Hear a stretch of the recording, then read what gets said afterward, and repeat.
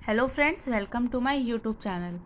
तो आज की इस वीडियो में हम बात करेंगे लीनियर इक्वेशन को सॉल्व करने का। यहाँ पे आज हम डिटर्मिनेंट के थ्रू हम लीनियर इक्वेशन को सॉल्व करेंगे। लास्ट वीडियो में भी हमने क्रैमर्स रूल को यहाँ पे स्टार्ट किया था, तो इस वीडियो में भी हम क्रैमर्स रूल के बारे में ही बात करेंगे। लास्ट वीडियो में हमने 2x2 की मैट्रिक्स को सॉल्व किया था। आज यहाँ पे हमने 3x3 की मैट्रिक्स को सॉल्व करेंगे। तो यहाँ पे हमें 3 इक्वेशन यहाँ पे गिवन है। लास्ट वीडियो में आपने देखा था वहाँ पे 2 इक्वेशन गिवन थी, तो उसको सॉल्व करने के लिए सबसे पहले हमने वहाँ पे डी को फाइंड किया था। उसके बाद में हमने D1 निकाला था और D2 निकाला था। बट यहाँ पे 3 इक्वेशन है, तो यहाँ पे हमें D3 को भी फाइंड करना पड़ेगा। तो यहाँ पे हमें इन चारों को वैल्यूज़ को फाइंड करना पड़ेगा। तो सबसे पहले ये जो इक्वेशन है उसको हम सही फॉर्मेट में यहाँ पे लिखेंगे। तो यहाँ पे आ जाएगा आपका x plus y plus z is equals to -1, x plus 2y plus 3z is equals to -4, x plus 3y plus 4z is equals to -6। अब ये हमने इसके स्टैंडर्ड फॉर्मेट में इसको लिख दिया है। अब यहाँ पे इसको हम लिखते हैं डिटर्मिनेंट फॉर्म में। तो यहाँ पे आ जाएगा आपका 1 1 1 1 2 3 1 3 4, इसको हम बोलते हैं डी। तो सबसे पहले हम डी को फाइंड करते हैं। तो ये जो वैल्यू होती है वो आ जाएगा आपका as it is 4 into 2 8 minus 3 into 3 9। अब यहाँ पे हम नेगेटिव साइन लगाते हैं 1 ब्रैकेट। अब ये इस वाली रो को और इस कॉलम को छोड़ के बाकी वैल्यूज को मल्टीप्लाई करके हम लिख देंगे। 4 इंटू 1 4 माइनस 3। इसके बाद आएगा आपका 1 ब्रैकेट 3 माइनस 2 -1। यहाँ पे आ जाएगा आपका 4 minus 3 that is 1 1 multiply 1 -1 plus 1 1 से 1 कैंसिल हो गया, आपका डी आ गया -1। अब यहाँ पे डी की वैल्यू आ गई। अब हम निकालते हैं D1। अब यहाँ पे आपका डी की वैल्यू आ चुकी है, तो ये आपके जो इसके सॉल्यूशन है वो आपके निकलेंगे यहाँ पे कंसिस्टेंट फॉर्म में। तो ये वैल्यूज आपकी कंसिस्टेंट है। तो अब सबसे पहले अब हम निकालते हैं यहाँ पे D1। D1 को निकालने के लिए आपका जो यहाँ पे कॉलम नंबर 1 होता है ना, उसको हम रिप्लेस कर देंगे इन वैल्यूज के साथ में। तो यहाँ पे इन वैल्यूज को हम पुट करेंगे -1 -4 -6 1 2 3 1 3 4। यहाँ आ जाएगा आपका -1 bracket 4 into 2 8 minus 9 -1 -16 minus minus plus 6 3 ज़ा 18 प्लस 1 -12 प्लस 12। इसके बाद में इसको सॉल्व करते हैं। तो यहाँ पे आ जाएगा आपका -1 इंटू -1 ये हो जाएगा आपका 1 माइनस, यहाँ पे आ जाएगा आपका 2 को यहाँ पे आप 1 से मल्टीप्लाई करोगे तो आ जाएगा -2।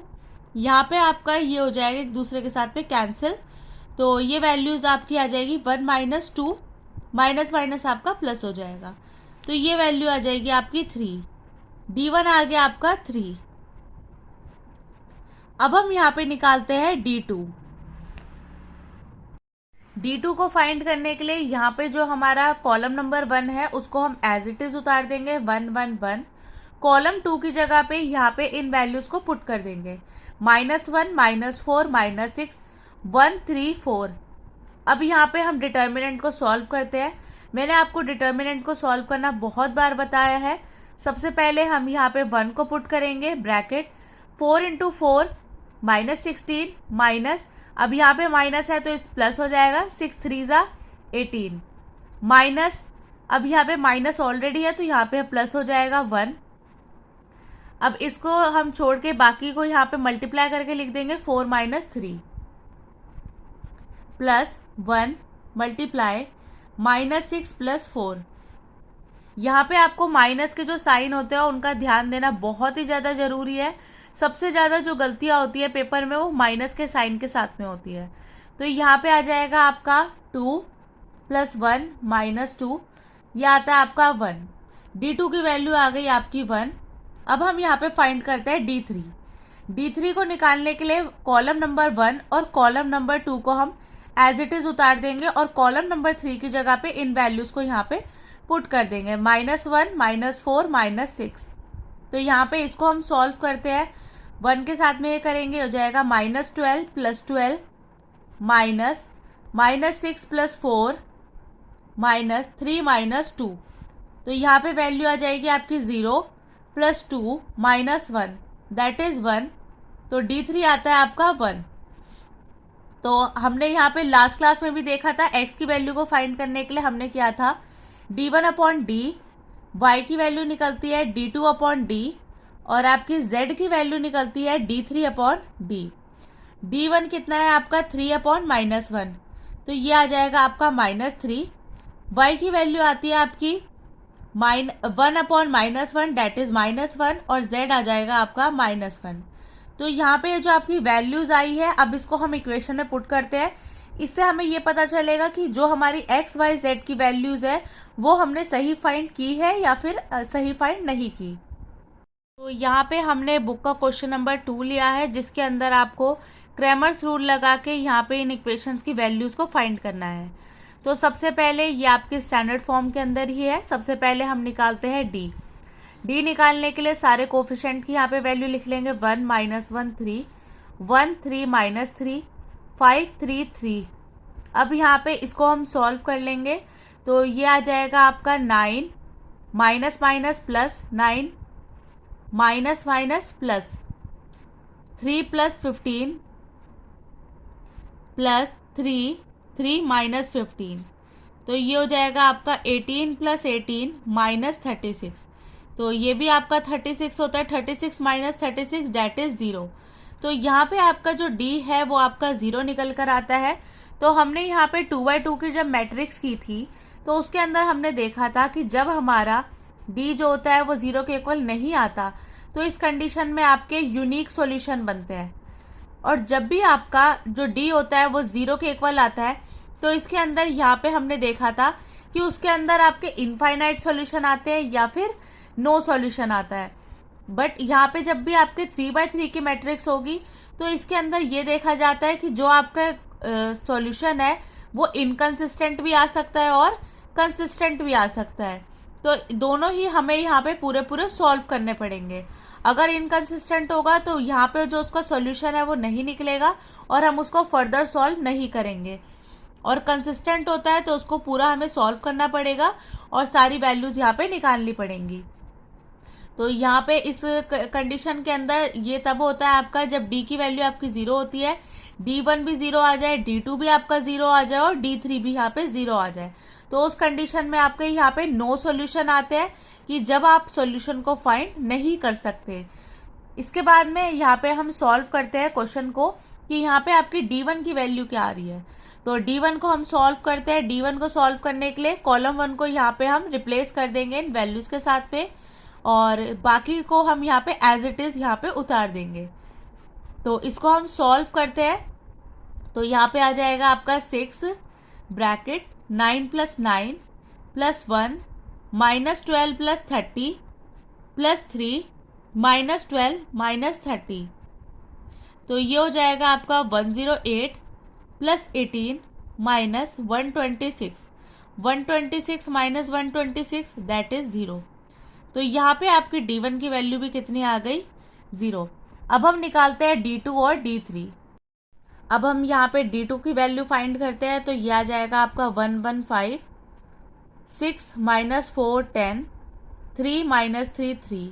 तो इसको सॉल्व करेंगे तो ये आता है आपका -12 + 30 -6 3 + 15 + 3 10 + 20। तो ये आ जाएगा आपका, ये यहाँ पे हो जाएगा आपका 18 -108 + 90। तो ये वैल्यू भी आपकी 0 आ गई। अब हम यहाँ पे निकालते हैं D3। 115 -133 6 - 4 10। अब इसको हम सॉल्व करते हैं तो ये आ जाएगा आपका 30 माइनस माइनस, यहाँ पे हो जाएगा आपका माइनस माइनस प्लस, यहाँ पे साइन नेगेटिव का है तो ये आ जाएगा आपका प्लस और यहाँ पे हो जाएगा 12। इसके बाद में आता है आपका माइनस, यहाँ पे क्वेश्चन में माइनस है तो ये प्लस हो जाएगा। इसके बाद में आएगा आपका 10 + 5 4 = 20 इसके बाद में आ जाएगा आपका 6, तो यहाँ पे आ जाएगा आपका 3 माइनस 15। अब इसको सॉल्व करते हैं, तो यहाँ पे आ जाएगा आपका 42, ये हो जाएगा आपका 30, और यहाँ पे आ जाएगा आपका -12। -12 को मल्टीप्लाई करेंगे तो यहाँ पे हमने इसको सॉल्व किया है। 30 + 12 दैट इज़ 42, 10 + 20 30, और यहाँ पे आ जाएगा आपका 72। तो ये भी आपका कैंसिल होकर 0 आ गया। तो यहाँ पे आप बोल सकते हैं कि आपका D भी 0 है, D1 भी यहाँ पे आपका 0 आया है, D2 भी 0 है, और D3 भी यहाँ पे 0 है। तो इस जो आपका इसके सॉल्यूशन बनेंगे वो यहाँ पे आपके कंसिस्टेंट भी बन सकते हैं और नॉन कंसिस्टेंट, या फिर आपके इनकंसिस्टेंट जो है वो भी सॉल्यूशन यहाँ पे बन सकते हैं। तो अब इसको हम यहाँ पे इक्वेशन के अंदर वैल्यू पुटिंग करके सॉल्व करते हैं। यहाँ पे क्वेश्चन के अंदर जब भी हमारी यहाँ पे वैल्यू तीनों वैल्यू 0 हो जाती है, तो यहाँ पे हम कोई भी दो इक्वेशंस को लेके थर्ड वैल्यू की यहाँ पे क्वेश्चन को यहाँ पे हम सॉल्व करेंगे। उसके बाद जो भी आपकी x और y की वैल्यूज आएगी उसको हम थर्ड इक्वेशन के अंदर पुट करेंगे। तो यहाँ पे आप किसी को भी यहाँ पे k बना सकते हैं। तो यहाँ पे सबसे पहले दूसरी साइड इसको वैल्यू को पुट करते हैं, 6 - 3z। इसके बाद में सेम हम इस तरीके से यहाँ पे भी करते हैं, x + 3y = -4 + 3z। अब इसको हम दोबारा से डिटर्मिनेंट को फाइंड करते हैं। सबसे पहले ये आ जाएगा आपका 1, यहाँ से आ जाएगा आपका 1, ये हो जाएगा आपका -1, और यहाँ पे आ जाएगा आपका 3। तो इसको सॉल्व करेंगे तो आएगा 3 + 1 दैट इज 4। अब हम यहाँ पे फाइंड करते हैं D1। D1 फाइंड करने के लिए हमारा जो ये वाला नंबर होता है उसको हम कॉलम नंबर 1 के साथ में रिप्लेस कर देते हैं। 6 - 3z -4 + 3z -1 3। तो इसको इसके साथ में मल्टीप्लाई करते हैं, तो यहाँ पे आ जाएगा आपका ये वैल्यू आपकी पुटिंग हो जाती है +-4, ठीक है। इसके बाद में इसको पहले इसके साथ में मल्टीप्लाई, फिर इसके साथ में ये हो जाएगा आपका 18 - 9z माइनस +4 - 3z। तो यहाँ पे इसकी वैल्यू कितनी आती है, तो ये आ जाएगा आपका 14 - 6z। तो यहाँ पे 18 में यहाँ पे 4 को करेंगे तो ये आ जाएगा आपका 14 - 6z, और यहाँ पे आपका वैल्यू जो थी माइनस आती है क्योंकि यहाँ पे क्वेश्चन में गिवन था। तो इस तरीके से हम इसको सॉल्व कर लेंगे। इसके बाद में हम यहाँ पे निकालेंगे D2 निकालने के लिए यहाँ पे जो फर्स्ट कॉलम था उसको एज इट इज रखेंगे, और सेकंड कॉलम की जगह पे ये वाली जो वैल्यू है उसको पुट कर देंगे। तो ये वैल्यूज हमने यहाँ पे लिख दी, इसको हम मल्टीप्लाई करेंगे, -4 + 3z -6 + 3z। तो ये साथ में होंगे और z वाले एक साथ में होंगे, तो ये आ जाएगा आपका 9z। इसके बाद में ये आ जाएगा आपका 6z माइनस प्लस ये आ जाएगा 10। तो ये दो इक्वेशंस आपकी निकल कर आती है। अब यहाँ पे हम x और y की वैल्यूज को फाइंड करेंगे। d1/d y = d2/d। तो यहाँ पे आपकी x फाइंड करने के लिए सबसे पहले जो आपका d1 है उसको लिखेंगे अपॉन d की वैल्यू थी यहाँ पे 4। यहाँ पे आ जाएगा आपका 6z - 10/4। तो इसको हम कॉमन लेके वैल्यूज को कट कर सकते हैं। तो यहाँ पे हम इसको कॉमन ले सकते हैं, 2 यहाँ से कॉमन आएगा तो अंदर बचता है 7 - 3z/4। यहाँ पे भी 2 कॉमन आ सकता है, 3z - 5/4। तो ये इससे कैंसिल हो जाएगा और ये इससे कैंसिल हो जाएगा। x और y की जो वैल्यूज़ है उसको हम पुट कर देंगे in equation number 3। Equation number 3 थी हमारी 5x + 3y + 3z = 10। अब यहाँ पे हमने लिखा 5, x की जगह पे इस वैल्यू को पुट कर देंगे, 7 - 3z/2 + 3, यहाँ पे हम y को पुट कर देंगे, 3z - 5/2 + 3z = 10। तो यहाँ पे जो इक्वल 10 है ना, इसको हमें प्रूफ करना है। तो अभी हम LHS को लिखते हैं यहाँ पे, तो इसको हम ब्रैकेट को सॉल्व करते हैं। 35 - 15z/2 + 9z - 15/2 3z। अब यहाँ पे सबका एलसीएम ले लेते हैं, तो एलसीएम आ जाएगा आपका 2। 35 - 15z + 9z - 15 प्लस 6z। अब यहाँ पे जितनी भी 6z वाली टर्म्स है वो साथ में आपकी प्लस और माइनस हो जाएंगी। तो यहाँ पे आ जाएगा आपका 20 और इसको हम माइनस करेंगे तो ये एक साथ में कैंसिल हो जाएगा। यहाँ पे बचता है 20/2, तो वैल्यू आ जाएगी आपकी 10। तो यहाँ पे आप देख सकते हैं x और y की जो वैल्यूज़ है वो हम फाइंड कर सकते हैं। तो इस इक्वेशन के अंदर यहाँ पे हम बोल सकते हैं कि इस इक्वेशन के अंदर आपके इनफाइनाइट सॉल्यूशन जो है वो हम यहाँ पे निकल सकते हैं। इसके अंदर आएंगे आपके मैनी सॉल्यूशन। तो मैनी सॉल्यूशन आ रहे हैं इसके अंदर। x की वैल्यू हमें पता चल गई, y की वैल्यू हमें पता चल गई। इस तरीके से हम x और y को हम सॉल्व कर सकते हैं। तो यहाँ पे हम z की जगह पे k भी पुट कर सकते हैं। तो यहाँ पे आपका आ जाएगा 7 - 3k/2। इसी तरीके से आप y भी पुट कर सकते हैं। तो जो आपका k होता है ना, ये एक आर्बिट्री कांस्टेंट नंबर होता है। इसका मतलब होता है ये जो आपका k है उसकी जगह पे हम 1 2 3 4 कोई भी नंबर यहाँ पे हम पुट कर सकते हैं। अब इसके बाद में हम यहाँ पे एक और क्वेश्चन ले, तो यहाँ पे हमने बुक का क्वेश्चन नंबर 3 लिया है। अब इसके अंदर भी सबसे पहले हमें यहाँ पे इसका डिटर्मिनेंट को फाइंड करना पड़ेगा। तो यहाँ पे आप लिखेंगे 2 - 1 1 1 3 2 3 2 3। अब डिटर्मिनेंट को हम सॉल्व करते हैं तो यहाँ पे आ जाएगा आपका 9 - 4 माइनस माइनस प्लस 3 - 6 प्लस 1 2 - 9। यहाँ पे हो जाएगा आपका 5 × 2 10 -3। यहाँ पे आ जाएगा -7। -7 और -3 आपका होता है 10 और 10 10 से कैंसिल हो जाएगा तो आपका d आता है 0। अब इसके बाद में आगे आपको सॉल्व करना है, ये आपका होमवर्क है जिसके अंदर आपको d1 d2 और d3 की आपको यहाँ पे वैल्यूज़ को फाइंड करना है। तो ये क्वेश्चन आपका होमवर्क है। इसके साथ में मैं आपको एक और क्वेश्चन होमवर्क देती हूँ। तो यहाँ पे आपको क्वेश्चन नंबर 4 को भी सॉल्व करना है जिसमें आपको दिया है x + y + z = यहाँ पे दिया है आपको 6। इसके बाद में है x + 0y + z = 7। यहाँ पे है आपका 3x + y + z = 12। अब यहाँ पे अगर आपका कोई भी नंबर गिवन नहीं होता तो आप यहाँ पे 0 लिखेंगे।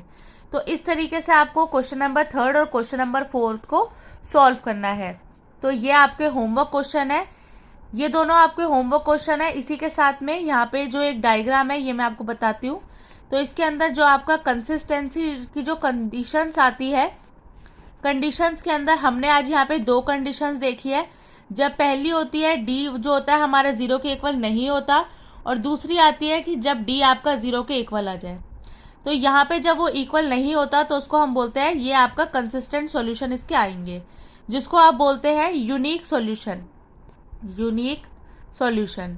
और जब डी आपका 0 के इक्वल आ जाता है तो इसके अंदर हम यहाँ पे देखते हैं कि आपका डी d2 और d3 इसकी कितनी वैल्यू आ रही है। अब यहाँ पे अगर वो डी जो आपके नंबर है ये अगर आपके 0 के इक्वल आ जाते हैं d1 d2 d3, तो इसके अंदर अब हम ये देखते हैं कि उसके अंदर आपका नो सॉल्यूशन बन रहा है या इनफाइनाइट मैनी सॉल्यूशन।